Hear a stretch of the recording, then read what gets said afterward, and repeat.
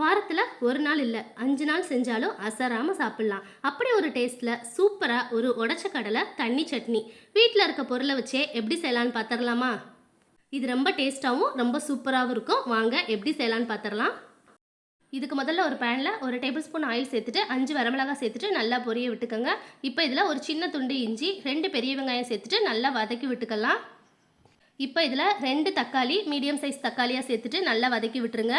2 spoon பொட்டுக்கடலை சேர்த்துக்கலாம். 1 spoon உப்பு சேர்த்துட்டு நல்லா வதக்கி விட்டுறலாம்.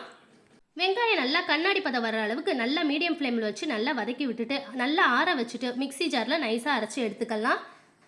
இப்போ இதை அப்படியே ஒரு பவுலுக்கு மாற்றிட்டு சட்னி கொஞ்சம் தண்ணியாக இருந்தால் தான் நல்லாயிருக்கும். அதனால் தாராளமாக தண்ணி சேர்த்துக்கலாம். நல்லா மிக்ஸ் பண்ணி விட்டுருங்க. இப்போ ஒரு சின்ன தாளிப்பை மட்டும் ரெடி பண்ணி ஊற்றிடலாம். இப்போ ஒரு பேனில் 1 ஸ்பூன் ஆயில், 1 ஸ்பூன் கடுகு, 1 ஸ்பூன் உளுந்து, 1 காஞ்ச மிளகாய் சேர்த்துக்கலாம். 2 கொத்து கருவேப்பிலை சேர்த்துட்டு சட்னியில் ஊற்றி நல்லா மிக்ஸ் பண்ணி சாப்பிட்டோம்னா ஒரு சூப்பரான உடச்ச கடலை தண்ணி சட்னி ரெடி ஆயிடுச்சு. நீங்கள் இதை கண்டிப்பாக ட்ரை பண்ணி பாருங்கள்.